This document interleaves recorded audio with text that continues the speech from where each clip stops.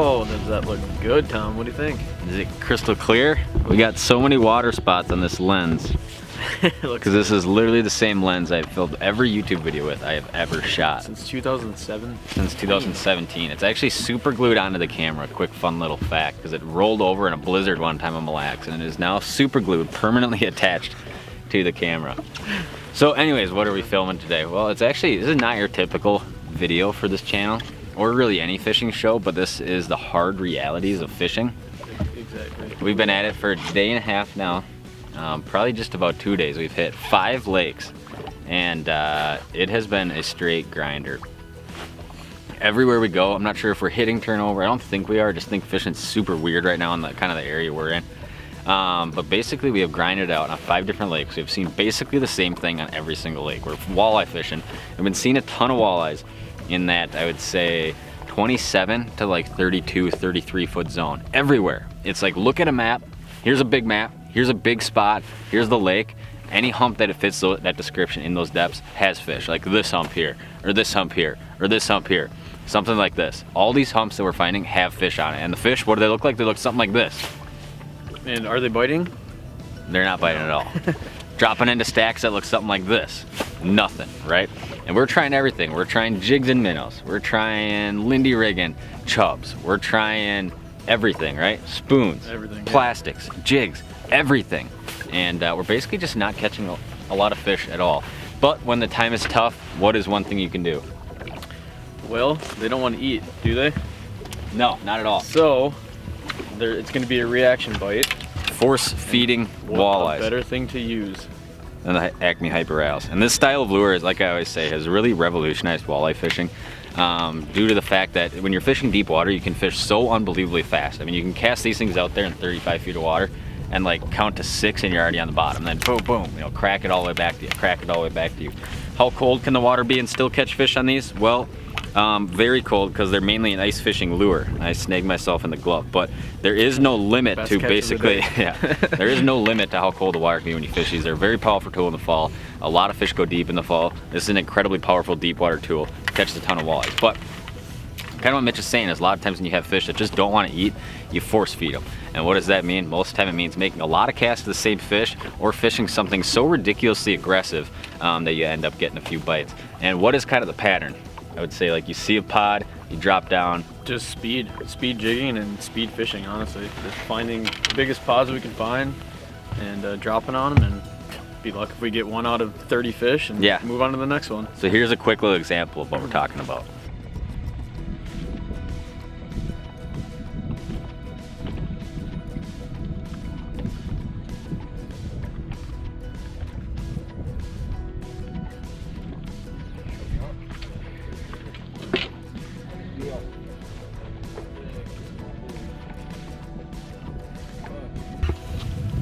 But it is a walleye, Tom. What's that? Oh, nice little 15 inch. It's a little guy, but we'll take it. On the old Hyper Rattle. Yes, sir. Flip him in here quick. Not the size we're after. No, not at all, but it is a start. It is a start. Fish number 1. Little 14 incher, 15 incher on the Clown Hyper Rattle. And oh, look at this beautiful bait. We got a stack of them down there. Look at that. That's what we want to see right there. They're all over that Lindy rig. I don't know if that's going to be a productive way to fish at all, but we're right on top of them, so we'll see. Now, a lot of times when you fish this kind of bite and it's just brutally slow, fish just don't want to eat. They don't want to cooperate. They don't want to eat anything. The reason something like that, the speed jigging style of fishing, is so productive is because you're just putting it in front of so many fish, right? And doing it over and over and over and making them make that split-second decision. And that's what we're doing here. You know, we might drop on 5 or 6 pods of fish, of like 10 to 15, 20 fish, and might catch 1 fish, right? That's literally what it was today. Is this how it is most of the time? Absolutely not. But sometimes when you just got to get bites, and we tried our best to film a good high quality YouTube show today, it just wasn't happening. But we decided to do this just to kind of show you guys. This is high quality. Just to show you guys the reality of what happens. But it's moving around super quick. It's going pod to pod and dropping this thing. And I like to do it a lot with the big motor. You know, you're just kind of cruising along. You might see like a fish here. You might see like 2 fish here. You might see like 3 fish here. But we're not dropping on those. Basically what we're looking for is a big tower of fish that looks like this right here. And at that point in time, we're dropping down, and you can see your bait go down. And one thing you'll see a lot is all of a sudden that fish from that school will start to go down to the bottom following that bait. And a lot of times you'll snap it, snap it, snap it, snap it a few times, and then boom, fish on. Or a lot of times you'll snap that thing 20 times, you know, in 2 minutes, and the fish just leave and they're gone. Yeah, I mean, not even 2 minutes. As soon as it hits the a bottom, minute. they're gone. Yep. Yeah, and then it's time to move on. Yeah, keep going. Move on, go to another going. pot of fish, and just Speed keep cruising fishing. around like this. So we'll throw in another quick little fish catch here. This is a lot of this. Now, another reason we know it's incredibly tough bite is because every time I come to this lake, I average like 24, 25, 26 inch fish, big walleyes. And on this trip, it was a lot of fish like this right here. A lot of smaller fish.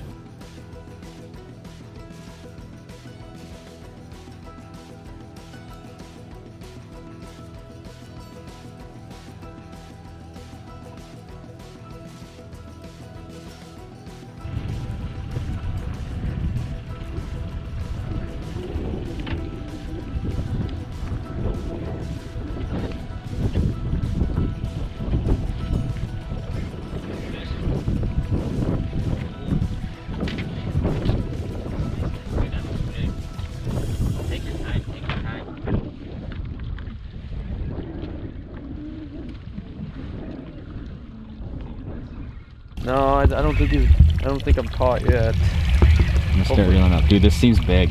Seems like a nicer fish for sure. Yeah. Oh. I'm super scared right now, Mitch. It's always so sketchy with these fishing with these two, man. That's a bigger fish. That's what we're after. I like that. Slow and steady wins the race. Seems like it's fighting really weird. It is fighting awfully weird. I wonder if I have it snagged weird or if it's just... Look at those shakes though, man. You coming? Yep. He's coming. He's coming. He's coming. I'm nervous. Oh. Oh. Decent walleye. Decent. Kind of what we thought, or what I thought. He's kind of wrapped up a little bit, but... Hold on.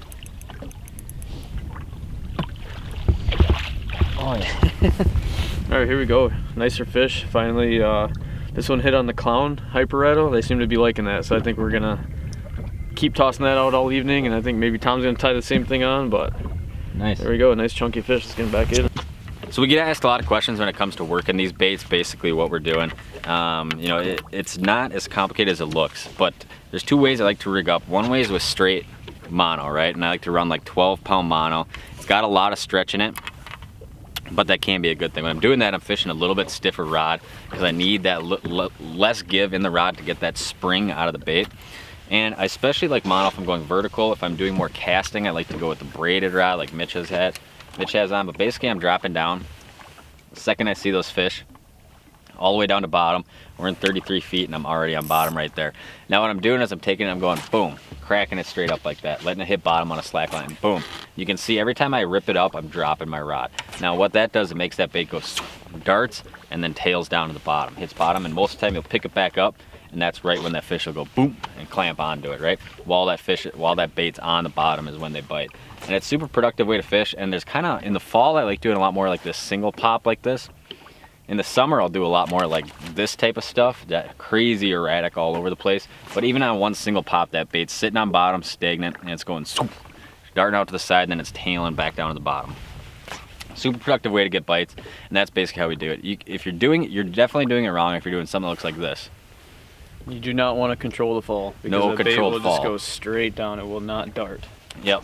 So that hard spring, almost like you're working a jerk bait for bass, like you're trying to go boom, boom, boom, boom.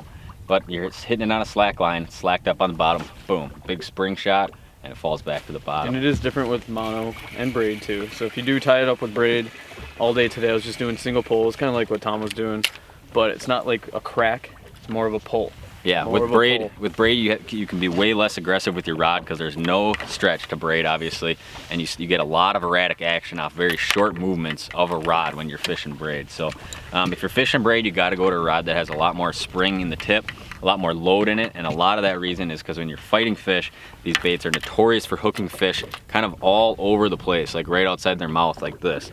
Well, they're always making a move at it, but a lot of times you get them when they trap at the bottom, like right in the lip like that. And if you're fishing braid and you don't have a stretchy line like mono, you definitely got to go to a rod that has more load in the tip. Talk to me. All right, guys. Well, we actually, that first hump we were on, we pitched jigs on it for a little while. Nothing happened. We looked shallow just to keep them honest. We just, oh, look at that, Mitchell. It's not exactly what we want, but Hey, this is the first walleye. that was the correct kind. We came over a different deep hump. And one thing you will notice when you're fishing deep water fish, man, look at all the bug larvae on that fish. Wow. It's kind of weird for this time of year. Dinker, about a 14, 15 incher. But one thing you notice when you're fishing deep water fish is sometimes you'll go hump to hump and you'll find one hump where they're just rampantly biting on. So we're on another little hump right now.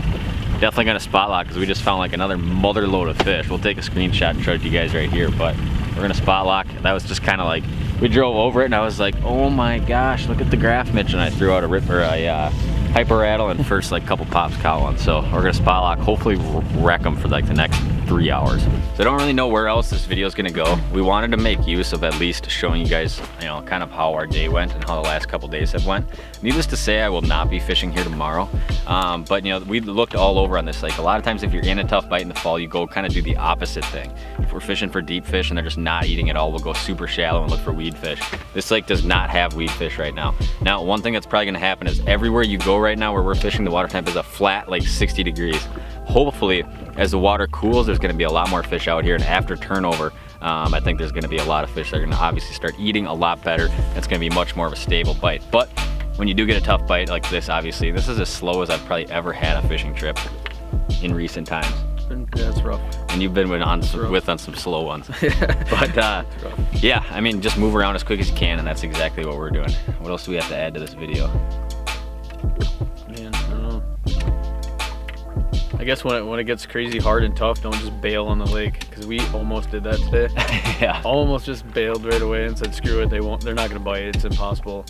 Just slow down and just fish the way you know how to and try different things. And yeah, I mean, we probably caught, pay off eventually. We probably caught what, seven walleyes. Not a great day, not a good day, but no, it's still, I mean, it is the hard realities of walleye fishing. Yep. But a lot of times the bite seems mentally incredibly slow when you're just seeing fish literally everywhere they should be and you can't catch them. It makes it almost an incredibly difficult mind game. It is a mind game. Yeah. When you see that many fish and just catch so few of them. But hey, it is what it is. It's the reality of fishing. So hopefully you guys enjoyed this just little wrap up video. I don't know, there was not gonna be a lot of fish catches in this video because ultimately we didn't catch a lot of fish and we never even turned the camera on that much. It's kind of one of those things where like we'd catch one here and there and we're like, okay, they're starting to go, when they're really going, we're gonna turn the camera on. Turn the camera on once we get a pattern together. Yeah. No. But we were fishing the pattern. That was the pattern. Incredibly powerful way to fish. Appreciate you guys watching a little bit different kind of video. If you're struggling, know that we are struggling too. So I appreciate that. And yeah, thanks for watching. I don't know where we're gonna be next, but it's not gonna be here. Stay tuned for more. If you're not yet, please subscribe. We'll see you guys next time.